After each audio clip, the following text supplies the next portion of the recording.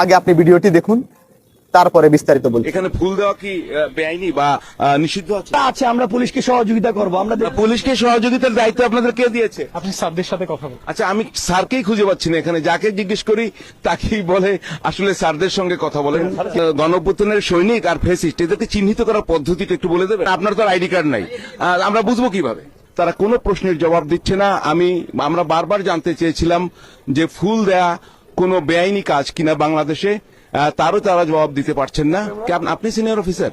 এখানে আমি এসি ধানমন্ডি, আমাদের সিনিয়র স্যার আসতেছে, সে বিস্তারিত বলবে। তো এখানে কি ফুল দেওয়া কোনো বেআইনি কিনা বাংলাদেশে?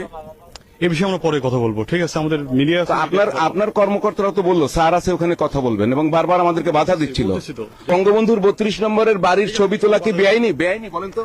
আমরা বলছি সিনিয়র স্যার আসবে, স্যার কথা বলবে এসে। আপনারা ওয়েট করেন, আপনার জন্য তো আমরা আপনার স্যারকে আসতে বলেন। আমরা তো আপনার জন্য অপেক্ষা করে বসে থাকবো না। না, বসার কোনোই প্রয়োজন নাই।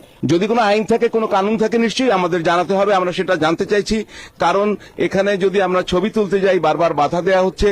একই সঙ্গে কয়েকজন যখন যায় অন্যরা আবার অস্বীকার করে। মানে পুলিশ ঠিক এই যদি হয় বাংলাদেশের আইনের শাসন, আমি বিশ্বাস করি এই দেশের 18 কোটি মানুষ এই আইনকে ঘৃণার সাথে প্রত্যাখ্যান করবে।